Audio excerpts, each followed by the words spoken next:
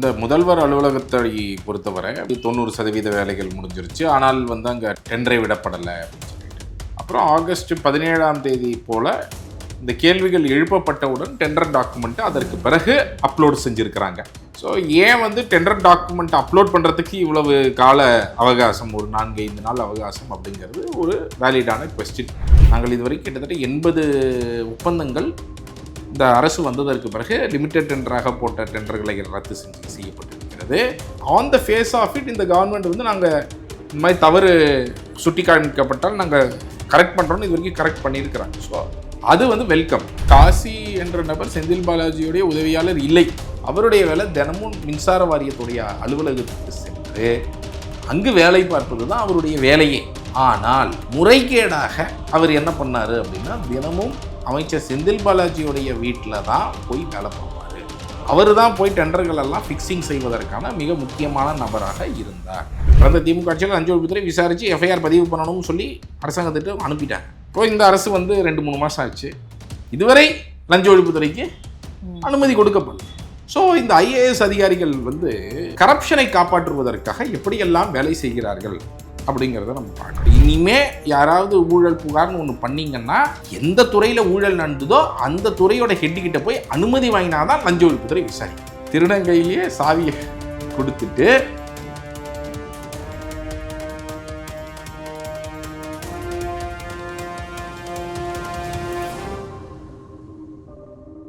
தமிழர் கழகம் நேயர்களுக்கு வணக்கம். இன்றைய நேர்காணலில் நம்முடைய இணைந்திருக்கிறார் அறப்போர் இயக்கத்தின் ஒருங்கிணைப்பாளர் திரு ஜெயராமன் அவர்கள். வணக்கம் சார். வணக்கம்.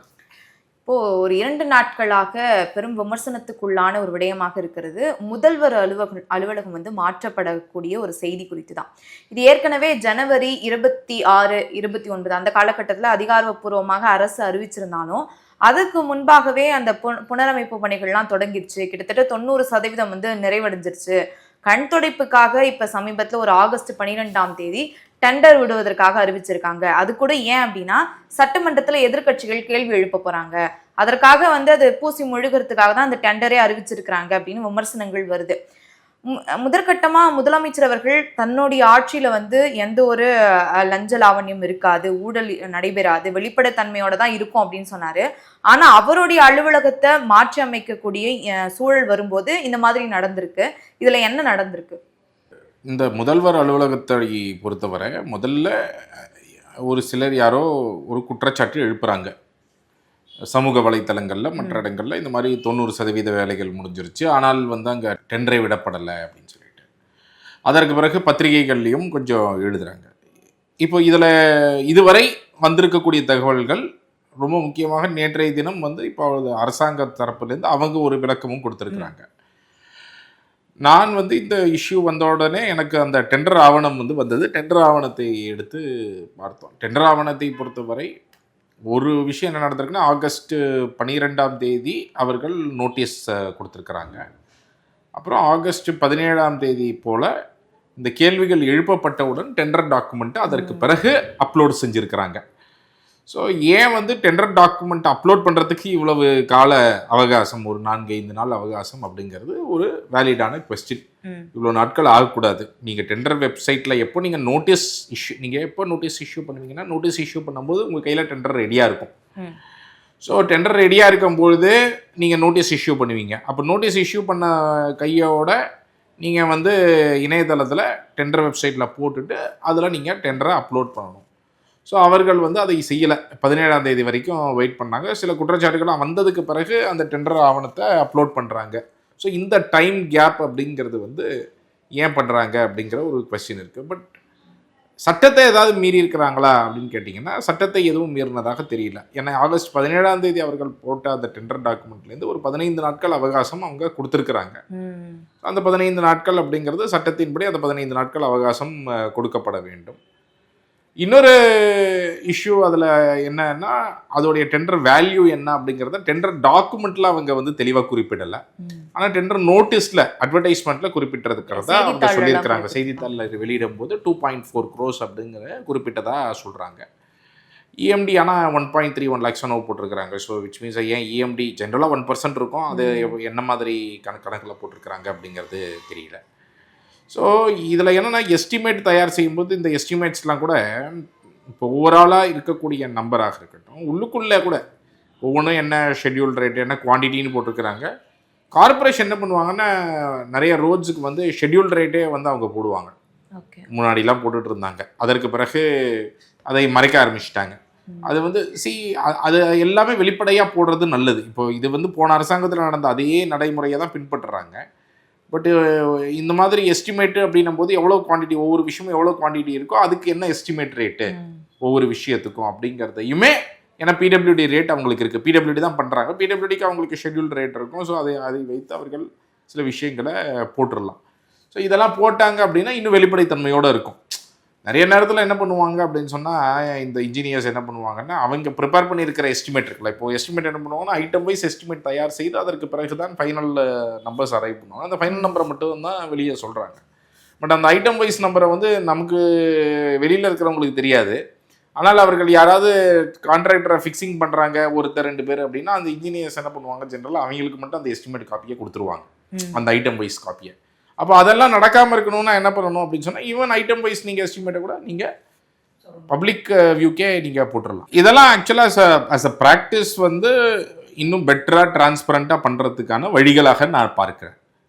வெதர் இதில் முறைகேடு நடந்திருக்கிறதா அப்படின்னுங்கிற கேள்விக்கு வந்து ஒரு குற்றச்சாட்டு, முன்னாடியே வேலைகள் நடந்தது அப்படின்னு சொல்லி ஒரு தரப்பினர் சமூக ஊடகத்தில் எழுதினாங்க.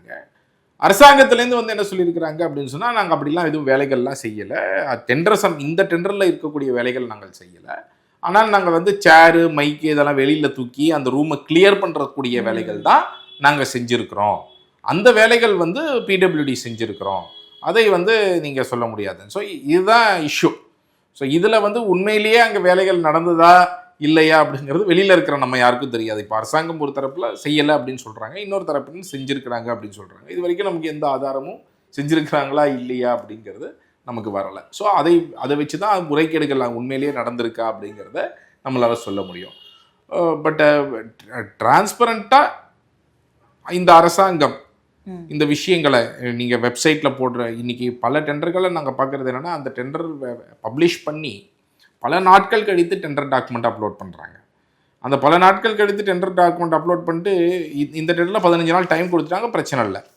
பட் அது வந்து அந்த கேள்விகள்லாம் எழும்புது, ஏன் வந்து டெண்டர் டாக்குமெண்ட் இன்னும் போடப்படலை அப்படி கேள்விகள் எழுப்பின பிறகு தான் அந்த டெண்டர் வந்து ஆன்லைனில் வந்து டெண்டர் போடப்படுகிறது. அப்படி இல்லாமல் அவங்க என்ன பண்ணணும் அப்படின்னு சொன்னால், ஜென்ரலாகவே ப்ராக்டிஸாக என்றைக்கு டெண்டர் நோட்டீஸ் போடுறீங்க, டெண்டரை பப்ளிஷ் பண்ண கையோட டெண்டர் டாக்குமெண்ட்டை போடுறது ரொம்ப ரொம்ப முக்கியமானது. அந்த கேப் எதனால, ஏன்னா டெண்டர் பப்ளிஷ்டு டேட்டுக்கும் இப்போ அதாவது அந்த டேட்லேருந்து தான் இவங்க 15 நாள் வந்து கணக்கு யூஸ்வலாக வச்சுக்கிறாங்க. ஸோ நிறைய டெண்டர்ஸில், இந்த டெண்டரில் இல்லை, நிறைய டெண்டர்ஸில் என்ன பண்ணுறாங்கன்னு சொன்னால், ஒரு வாரம் கழிச்சு டெண்டர் டாக்குமெண்ட் அப்லோட் பண்ணிவிட்டு அப்போது பிட்டர்ஸ்க்கு வந்து இன்னும் 1 வாரம் தான் இருக்கும் அதை பார்த்துட்டு வேலைகள்லாம் செய்யறதுக்கு. வேற யாரெல்லாம் அவங்க ஃபிக்ஸிங் பண்ணுறாங்களோ அவங்களுக்கு வந்து முன்னாடியே 1 வாரம் முன்னாடியே கொடுத்துருவாங்க கையில், இதான் டெண்டர், நீ எல்லாத்தையும் ரெடி பண்ணிக்க அப்படின்னு சொல்லிட்டு. ஸோ இதெல்லாம் வந்து ஒரு வழி, முறைகேடுகள் செய்வதற்கான வழி. ஸோ அந்த மாதிரியான விஷயங்கள் எல்லாம் நடைபெறாமல் இவங்க பார்த்துக்கணும். பட் அந்த ஃபேஸ் ஆஃப் இட் இந்த டெண்டரை பொறுத்த வரைக்கும் எதுவும் அவைலபிள் ரெக்கார்டு இந்த மாதிரி முறைகேடுகள் நடந்திருக்கு அப்படின்ற மாதிரி எதுவும் இது வரைக்கும் வெளியே. ஆனால் ஏற்கனவே சார் பெரம்பூரில் வந்து முதலமைச்சர் அவர்களுடைய அலுவலகம், எம்எல்ஏ அலுவலகம் வந்து திறக்கப்பட்டதுலேயும் முறைகேடு நடந்திருக்கு. இவங்க வந்து லிமிட்டட் டெண்டர் இருக்கக்கூடாதுன்னு ஏற்கனவே அறிவிச்சிருந்தாங்க. ஆனால் இது வந்து இந்த பாணியில தான், லிமிட்டட் பாணியில தான் வந்து அந்த அலுவலகமே வந்து கட்டப்பட்டிருக்கு அப்படின்னு சொல்கிறாங்களே, இதில் என்ன நடந்திருக்கு தெரியல எனக்கு. பட் ஆனால் லிமிட்டட் டெண்டராக போட்டிருந்தாங்க அப்படின்னா அது தவறு. அதுல எனக்கு எந்த விதமான டவுட்டுமே கிடையாது. இருக்கக்கூடாது அப்படின்னு சொல்றாங்க, அதுல என்ன பிரச்சனை இருக்கு? லிமிட்டட் டெண்டர் அப்படிங்கிறது என்னன்னா, நம்ம என்ன புரிஞ்சுக்கணும்னா, லிமிட்டட் டெண்டருடைய ஸ்கோப் என்னன்னா, ஒரு இன்ஜினியர் என்ன சொல்லுவார் அப்படின்னா, நான் எந்த கான்ட்ராக்டரை அழைத்து கொட்டேஷன் கேட்பேன் அப்படிங்கிறது அவருடைய டிஸ்கிரிஷன். என்னைக்கு வந்து ஒருத்தருடைய சார்பு வைத்து நீங்கள் ஒரு முடிவுகள் எடுக்க ஆரம்பிக்கிறீங்களோ அங்கேயே ஊழலுக்கான ஆரம்ப புள்ளி வந்துடுது. இப்போ நீங்கள் லிமிட்டட் டெண்டரில் என்ன பண்ணுவாருன்னா, இன்ஜினியர் வந்து ஒரு 3 கான்ட்ராக்டர்கிட்டேருந்து கொட்டேஷன் வாங்குவார், அவராக செலக்ட் பண்ணுவார் அந்த 3 கான்ட்ராக்டர் யாருன்னு. ஜென்ரலாக இது எப்படி நடக்கும்னா, ஏன்பா நீ தான் ஃபிக்ஸ்டு, கூட நீ 2 பேரை கூட்டின்னு வந்து போட்டுக்க உன் ஆளுக்குல, இப்படி தான் லிமிட்டட் டெண்டர் அப்படி என்பது நடக்கும். இது ஓப்பன் டெண்டர் கிடையாது.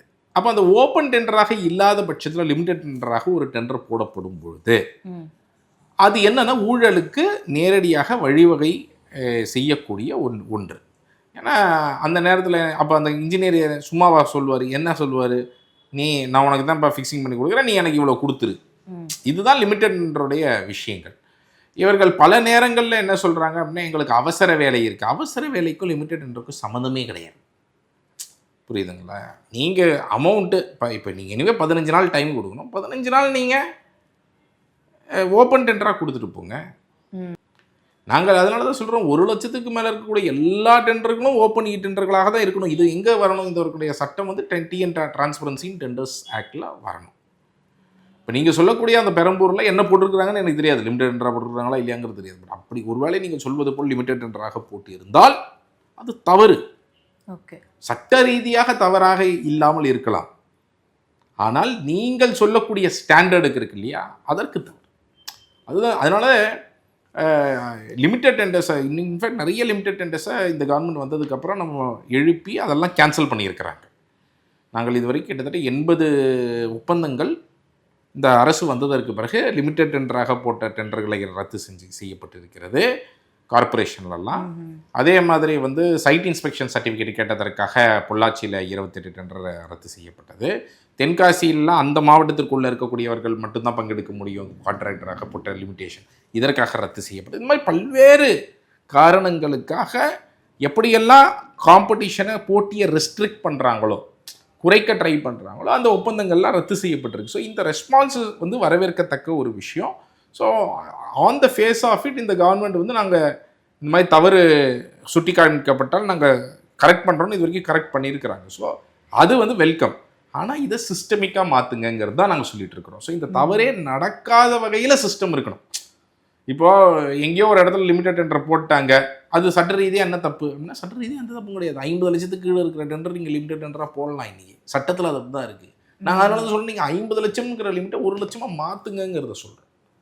சட்ட ரீதியாக மாற்றுங்க. அப்போ தான் அது வந்து மக்களுக்கு ஊழலை வந்து ஒழிப்பதற்கான ஒரு வழியை நோக்கி நகர முடியும் அப்படிங்கிறத நம்ம சொல்கிறோம். ஸோ இதெல்லாம் அரசு காது கொடுத்து கேட்க வேண்டும். சார், இன்னொரு பக்கம் நேற்று வந்து முன்னாள் அமைச்சர் செந்தில் பாலாஜி அவர்களுடைய உதவியாளர் காசி அவர்கள் வீட்டில் லஞ்ச ஒழிப்புத்துறை போலீஸார் சோதனை நடத்தியிருக்காங்கன்ற செய்தியை பார்க்கிறோம். ஏற்கனவே அவர் வந்து மின்சாரத்துறை அமைச்சராக இருந்தபோது இவருக்கு வந்து அங்கே எந்த வேலையும் இல்லை, செந்தில் பாலாஜி அவர்களுடைய வெறும் உதவியாளர் தான், ஆனால் அந்த டிபார்ட்மெண்ட்டில் எல்லா வேலையிலும் செஞ்சுட்டு இருந்தாரு, எல்லா அதிகாரிகள்கிட்டையும் வந்து நெருக்கமாக இருந்தார் அப்படின்னு நீங்கள் சொல்லியிருந்தீங்க. இப்போ சோதனை நடந்திருக்கு. இதில் லஞ்ச ஒழிப்புத்துறை போலீஸாரிடமிருந்து என்ன தகவல் வந்திருக்கு? முதல்ல காசி என்ற நபர் செந்தில் பாலாஜியுடைய உதவியாளர் இல்லை. உதவியாளர் இல்லை. ஆமாம், அதை நம்ம தெளிவாக புரிஞ்சுக்கணும். ஏன்னா நேற்றுக்கு நிறைய ஊடகங்களில் தப்பாக ரிப்போர்ட் பண்ணியிருந்தாங்க. செந்தில் பாலாஜியின் உதவியாளர் காசி வீட்டில் ரெய்டு அப்படின்னு சொல்லிட்டு. ஆனால் காசி என்பவர் ஒரு ஃபினான்ஷியல் கண்ட்ரோலராக வேலை பார்த்தவர் எலக்ட்ரிசிட்டி போர்டில். ஃபினான்ஷியல் கண்ட்ரோலருக்கும் செந்தில் பாலாஜி உதவியாளராக இருப்பதற்கு எந்த சம்மந்தம் கிடையாது. செந்தில் பாலாஜி ஆகிற உதவியாளராக இருந்தவர் வேறு ஒருவர். காசி என்பவருடைய வேலை என்பது பர்ச்சேஸ் டிபார்ட்மெண்ட்டில் அவர் ஒரு ஃபினான்ஷியல் கண்ட்ரோலர். அப்போது அவருடைய வேலை தினமும் மின்சார வாரியத்துடைய அலுவலகத்துக்கு சென்று அங்கு வேலை பார்ப்பது தான் அவருடைய வேலையே. ஆனால் முறைகேடாக அவர் என்ன பண்ணார் அப்படின்னா, தினமும் அமைச்சர் செந்தில் பாலாஜியுடைய வீட்டில் தான் போய் வேலை பார்ப்பார். அவர் தான் போய் டெண்டர்கள் எல்லாம் ஃபிக்ஸிங் செய்வதற்கான மிக முக்கியமான நபராக இருந்தார். இதை நாங்கள் ஏற்கனவே டிரான்ஸ்ஃபார்மர் ஸ்கேமில் வெளிக்கொண்டு வந்தோம். இப்பொழுது வந்து கண்டக்டர் ஸ்கேம். இப்பொழுது இப்போ நேற்று நடந்த சோதனை என்பது கண்டக்டர். ஸோ நம்ம இப்போ ஒயர்கள் பார்க்குறோம் இல்லையா, அந்த கரண்ட் எடுத்துகிட்டு போகக்கூடிய அந்த கண்டக்டர் ஒயரில் வந்து அதுலேயும் ஒரு பெரிய ஸ்கேம் நடந்திருக்கு. டிரான்ஸ்ஃபார்மர் போலவே நம்ம எப்படி டிரான்ஸ்ஃபார்மர் ரெடி எடுத்துருவோம். நான் அப்போவே இந்த கண்டக்டர் விஷயங்கள் எல்லாமும் கொஞ்சம் எடுத்து பார்த்துருக்கிறேன். கண்டக்டர் எல்லாமும் ஸ்கேம் நடந்ததாக எனக்கு தெரிந்த ஒன்று தான்.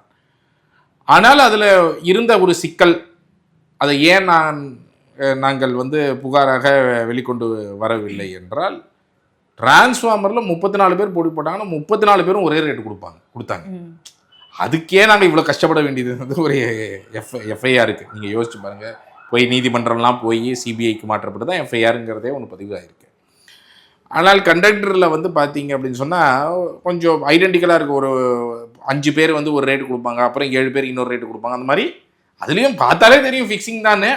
ஏன் 34 பேர் ஒரே ரேட்டு கொடுத்தாலே இவங்க எஃப்ஐஆர் போட மாட்டாங்க, 5 6ன்னு இப்படி இருந்தால் போட்டுருவாங்களான்னு சொல்லிட்டு நம்ம இது பண்ணல. ஆனால் இதற்கான தகவல்களை நான் தெரிவித்திருந்தேன். இதுலேயும் ஒரு ஊழல் நடந்திருக்கிறது அப்படிங்கிறதுக்கான தகவல்களை தெரிவித்திருந்தோம். இப்பொழுது அரசு அந்த தகவல்களை சரிபார்த்து ஆமாம் அதிலும் ஊழல் நடந்திருக்கிறது அப்படிங்கிறத உறுதி செஞ்சுருக்கிறாங்க. ரொம்ப முக்கியமாக, ஏன்னா இந்த விஷயங்கள்லாம் நம்மளால் செக் பண்ணுறது ரொம்ப கஷ்டம். இப்போ அரசே என்ன பண்ணியிருக்கிறாங்க அப்படின்னு சொன்னால் அதில் பார்த்து இந்த ரொம்ப முக்கியமாக ஒரே ஐபி அட்ரஸ்லேருந்து ஒரே கம்ப்யூட்டர்லேருந்து அந்த டெண்டர்களை பல பிட்டர்ஸ் அப்லோட் பண்ணியிருக்கிறாங்க. அதெல்லாம் எது காண்பிக்குது அப்படின்னா அதெல்லாம் கூட்டு சதியை ப்ரூவ் பண்ணுது. ஸோ அந்த மாதிரியெல்லாம் செய்திருக்கிறார்கள் அப்படிங்கிறதெல்லாம் பார்த்துருக்குறாங்க. தற்பொழுது அது லஞ்ச ஒழிப்புத்துறை எஃப்ஐஆரும் பதிவு பண்ணியிருக்கிறாங்க. எஃப்ஐஆர் இந்த முறை ஒரு வித்தியாசமான ஒரு எஃப்ஐஆர். இது லஞ்ச ஒழிப்புத்துறையில் முதல் முறையாக ஒரு வித்தியாசமான எஃப்ஐஆர்னு நான் சொல்லுவேன். இது 2 விஷயங்களுக்கு வித்தியாசமானது. ஒன்று நல்ல விஷயம்னு நான் பார்க்குறேன், இன்னொன்று கெட்ட விஷயம்னு நான் பார்க்குறேன்.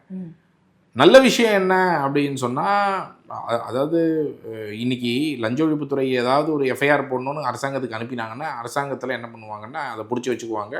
அந்த ஐஏஎஸ் அதிகாரிங்க எஃப்ஐஆருக்கு அனுமதியே கொடுக்க மாட்டாங்க. உதாரணத்துக்கு நான் சொன்னேன்னா, இப்போ இந்த கேபி பார்க்கு ஒரு மூட்டை சிமெண்ட்டுக்கு 5 மூட்டை மணலுக்கு 15 மூட்டை மணல் கலந்துருக்கிறாங்க அப்படின்னு சொல்லி தெளிவாக இருந்தும் கூட கடந்த திமுக ஆட்சியில், இது அதிமுக ஆட்சியில் நடந்த ஊழல், கடந்த திமுக ஆட்சியில் லஞ்ச ஒழிப்புத்துறை விசாரித்து எஃப்ஐஆர் பதிவு பண்ணணும்னு சொல்லி அரசாங்கத்திட்டு அனுப்பிட்டாங்க. ஆனால் அப்போ இருந்த காக்கர்லா உஷா தலைமையில் இருந்த அந்த ஐஏஎஸ் அதிகாரிகளும் அவங்க அனுமதி கொடுக்காம அப்படியே வச்சுருந்தாங்க.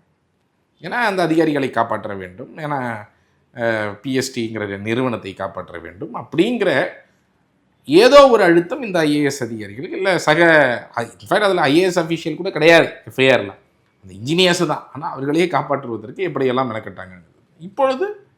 இப்போ இந்த அரசு வந்து 2-3 மாதம் ஆச்சு, இதுவரை லஞ்ச ஒழிப்புத்துறைக்கு அனுமதி கொடுக்கப்படல. ஸோ இந்த ஐஏஎஸ் அதிகாரிகள் வந்து கரப்ஷனை காப்பாற்றுவதற்காக எப்படியெல்லாம் வேலை செய்கிறார்கள் அப்படிங்கிறத நம்ம பார்க்குறோம்.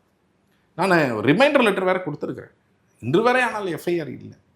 நான் என்ன சொல்ல வரேன்னா, இப்பொழுது ஏன் லஞ்ச ஒழிப்புத்துறை ஒவ்வொரு முறையும் அரசாங்கத்துக்கிட்ட போய் அனுமதி வாங்கணும்? ஏன்னா மோடி 2018 ஊழல்வாதிகள்லாம் காப்பாற்றுறதுக்கு அவர் ஒரு சட்ட திருத்தம் கொண்டு வந்தார். இனிமே யாராவது ஊழல் புகார்னு ஒன்று பண்ணிங்கன்னா எந்த துறையில் ஊழல் நடந்ததோ அந்த துறையோட ஹெட்டுக்கிட்ட போய் அனுமதி வாங்கினாதான் லஞ்ச ஒழிப்புத்துறை விசாரிக்க முடியுங்களா? இதுக்கு எதிர்கட்சிலாம் வந்து எதிர்ப்பு தெரிவிக்கவே இல்லை. திருநங்கையிலேயே சாவியை கொடுத்துட்டு நீங்கள் அந்த கதை தான் இது. திருநங்கையிலே சாவி கொடுக்குற கதை தான். எல்லா நேரங்கள்லையும் கிடையாது, பல நேரங்களில் சொல்கிறேன் நான். ஏன்னா பல நேரங்களில் ஒரு துறையில் ஊழல் நடக்குதுன்னா அந்த தலைமை வரைக்கும் ஓரளவுக்கு தெரிஞ்ச ஊழல்கள் நிறையா இருக்கும். அப்போ அவர்கிட்டயே போயிட்டு நீங்கள் திரும்ப வாங்கணுங்கிறதே ஒரு அபத்தமானது. ஆனால் அதை வந்து பயன்படுத்துகிறாங்க, இன்றைக்கி வந்து பயங்கரமாக பயன்படுத்துகிறாங்க. ஏன்னா எதிர்கட்சிகளுக்கு நீங்கள் சொல்ல மாதிரி அன்றைக்கி பாஜக பாஸ் பண்ணிச்சுன்னா அதை சிறப்பாக பயன்படுத்தியது திமுக என்ன இங்கே. ஸோ அந்த மாதிரி இன்றைய தேதி வரை அப்போது இல்லை இந்த செந்தில் பாலாஜி கேஸில் என்ன பண்ணியிருக்கிறாங்க அப்படின்னா, பிட்டர்ஸ் பேரை போட்டாங்க. யாரெல்லாம் பிட்டர்ஸ் பேரை போட்டு அன்னோன் பப்ளிக் சர்வெண்ட் பேரை போட்டால் தானே அந்த பப்ளிக் சர்வெண்ட்டுக்கு போய் அந்த ஹெட் ஆஃப் த டிபார்ட்மெண்ட் கிட்ட போய் 17 ஏ வாங்கணும். அன்னோன் பப்ளிக் சர்வெண்ட் போட்டு எஃப்ஐஆராவது விழும், இன்வெஸ்டிகேஷனாவது பண்ண முடியும். அதுக்கு பிறகு போய் நம்ம குற்றப்பத்திரிக்கையின் போது பார்த்துக்கலாம். குற்றப்பத்திரிகைக்கு எனிவே சாங்ஷனுக்கு அப்போ ஒரு வாட்டி போகணும். அது செக்ஷன் 19, இது செக்ஷன் 17, அது செக்ஷன் 19 அப்போ போகணும். அட்லீஸ்ட் எஃப்ஐஆர்னு ஒன்று இருந்ததுன்னா ஒரு லீகாலிட்டியாக இருக்கும். எஃப்ஐஆர் இல்லாமலேயே இன்றைக்கி பல ஆண்டு காலம் ஒவ்வொன்றும் எப்படி கடத்திட்டு இருக்கிறாங்க அப்படிங்கிறத பார்க்குறோம். ஸோ அந்த வகையில் இது ஒரு நல்ல விஷயம். அட்லீஸ்ட் எஃப்ஐஆராவது விழுந்துருச்சு. பட் இன்னொரு பிரச்சனையான விஷயம் இதில் என்னன்னு நான் பார்க்குறேன் அப்படின்னு சொன்னால், மேபி சர்ச் நடக்கிற வரைக்கும் எஃப்ஐஆர் வெளியே வரக்கூடாதுன்னு நினச்சாங்களா என்னன்னு தெரியல. 30/6 இது ஜூன் 30 போடப்பட்ட எஃப்ஐஆர். ஆனால் இன்றைய தினம் வரைக்கும் அந்த எஃப்ஐஆர் உங்கள் பார்வைக்கும் இல்லை, என் பார்வைக்கும் இல்லை, யார் பார்வைக்கும் இல்லை. இதுவரை லஞ்ச ஒழிப்புத்துறை எஃப்ஐஆர்களை ஆன்லைனில் அப்லோட் பண்ணாமல் இருந்தது கிடையாது. எல்லா எஃப்ஐஆர்களையும் ஆன்லைனில் அப்லோட் பண்ணிடுவாங்க. பெரும்பாலும் அவர்கள் எஃப்ஐஆர் பதிவு செய்து 1 நாள் 2 நாட்கள் அப்லோட் பண்ணிடுவாங்க மேக்ஸிமம். ஆனால் இந்த முறை எஃப்ஐஆர் அப்லோட் செய்யப்படவில்லை. 30/6 ஜூன் 30 போட்டது இன்று வரை அப்லோட் செய்யப்படவில்லை. சரி, நேற்றுக்கு சர்ச் போயிருக்கிறாங்க, நேற்றுக்காவது பண்ணிடுவாங்கன்னு பார்த்தா நேற்றுக்கும் பண்ணலை. அப்போது இது மிக மோசமான ஒரு விஷயம், மோசமான ஒரு எக்ஸாம்பிள். லஞ்ச ஒழிப்புத்துறை வெளிப்படைத்தன்மையிலேருந்து விலக அவர்கள் வச்சிருந்த ஒரு ஸ்டாண்டர்ட்லேருந்து இன்னும் குறைய ஆரம்பிச்சிருக்கிறாங்க இந்த புதிய அரசாங்கத்தில் அப்படிங்கிறது இது வேதனைக்குரிய ஒரு விஷயம். இந்த வெளிப்படைத்தன்மை கண்டிப்பாக இந்த ஒபாக்னஸ் வந்து கண்டிப்பாக அன்அக்செப்டபிள். நீங்கள் உடனடியாக இந்த எஃப்ஐஆர்களை அந்த ஆன்லைனில் போட்டாகும். இல்லை, இதை மறைக்கிறது மூலமாக அவங்க என்ன பண்ணிட முடியும்னு நினைக்கிறேன். தெரியல, அவங்களுடைய ஐடியா என்ன அப்படிங்கிறது தெரியல. பட் மேபி அதில் எஃப்ஐஆரில் யாரெல்லாம் இருக்கிறாங்க அப்படிங்கிறது தெரிஞ்சால் தான் அவங்க கேஸுக்கு போக முடியும் அப்படிங்கிறதுக்காக அப்படி நினைக்கிறாங்களா என்ன அப்படிங்கிறது தெரியாது. இல்லை சர்ச் வரைக்கும் அவங்களுக்கு அலர்ட்டாக இருக்கக்கூடாது அப்படிங்கிறதுக்காக அப்படின்னு நினச்சிருக்கலாம். அதனால தான் நான் சொன்னேன், ஜூன் 30 பண்ணியிருந்தாலும் சர்ச் வந்து நேற்றுக்கு தான் போயிருக்கிறாங்க. ஸோ சர்ச் வரைக்கும் நான் அப்லோட் பண்ணலங்கிறதாவது என்னால் புரிஞ்சுக்க முடியுது. பட் சர்ச் அன்றைக்கி போயிட்டீங்க, ஸோ நேற்றுக்காவது நீங்கள் அப்லோட் பண்ணியிருக்கணுமே, ஏன் அப்லோட் பண்ணல அப்படிங்கிறது தான் ரொம்ப முக்கியமான கேள்வியாக இதில் இருக்கிறது. ஏன்னா மற்ற வழக்குகள்லாம் ஒரு கம்ப்ளைனன்ட் இருப்பாங்க, who will be the victim, இன்னொருத்தர் வந்து அக்யூஸ்டாக இருப்பாங்க. ஸோ இவர்களுக்கு எஃப்ஐஆர் தெரிந்து கொள்ளக்கூடிய உரிமை இருக்கிறது. கரப்ஷன் வழக்கு அப்படின்னும் போது விக்டிம் யாரு? விக்டிம் யாருன்னா உண்மையிலேயே அந்த கம்ப்ளைனன்ட் தான் விக்டிம் அப்படிங்கிறது கிடையாது, சொசைட்டியே விக்டிம், மக்கள் தான் விக்டிம். இப்போ நீங்கள் வந்து டிரான்ஸ்ஃபார்மரில் கண்டக்டரில் இதெல்லாம் ஊழல் நடந்ததுன்னா இழப்பு யாருக்கு ஏற்படுது? மக்களுடைய வரிப்பணத்துக்கு ஏற்படுது. ஸோ அந்த இழப்பு அப்படிங்கிறது மக்களுக்கானது. அப்போது மக்கள் விக்டிமாக இருக்கும்போது அந்த மக்களுக்கு அந்த எஃப்ஐஆருடைய தகவல்கள் தெரிந்து கொள்ளக்கூடிய உரிமை இருக்கிறது. இதுதான் அதோடைய அடிப்படை பிரின்சிபிள், அந்த டிரான்ஸ்பரன்சியோடைய அடிப்படை பிரின்சிபிள். ஸோ அதனால தான் இதை வந்து அவர்கள் உடனடியாக போட வேண்டும் அப்படிங்கிறது.